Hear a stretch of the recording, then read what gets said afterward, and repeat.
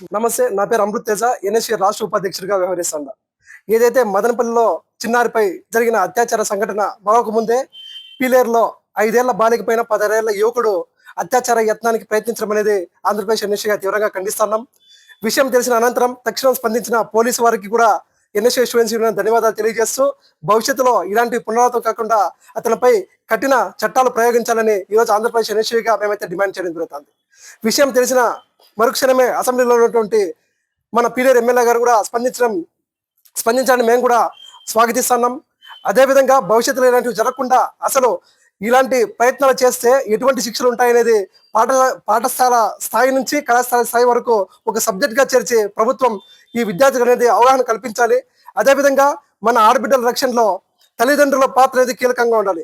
ఏ క్షణానికి ఆ క్షణం మన బిడ్డల్ని మనమే సంరక్షించుకోవాలని ఎక్కడ ఉన్నటువంటి పోలీసులు అదేవిధంగా మిగతా అధికారులు తక్షణం స్పందించే అవకాశం లేదని ఈ సందర్భంగా తెలియజేస్తూ మనమంతా కూడా వాస్తవంలో బతకాలని ఈ సందర్భంగా తెలియజేస్తున్నాం.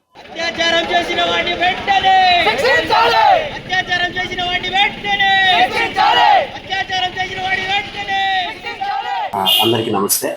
నిన్న అనగా 19/2/2025 తేదీ సాయంత్రం పీలేరు పట్టణంలోని పెద్దిరెడ్డి కాలనీలో నివసించే ఒక మైనర్ బాలిక 4 సంవత్సరాల అమ్మాయి పైన ఒక మైనర్ బాలుడు అఘాయిత్యానికి పాల్పడగా అది చూసినటువంటి పక్కింటి ఆవిడ వాళ్ళ తల్లిదండ్రులకు సమాచారం ఇవ్వడంతో వాళ్ళ తల్లిదండ్రులు వెంటనే పీలేరు పోలీస్ స్టేషన్లో ఫిర్యాదు ఇవ్వగా చట్ట ప్రకారం ఇమ్మీడియట్గా కేసు నమోదు చేసి దర్యాప్తు చేస్తున్నాము.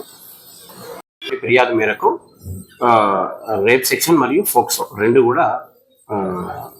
సెక్షన్ల కింద కూడా కేసు నమోదు చేసి ఇన్వెస్టిగేషన్ చేస్తున్నాం.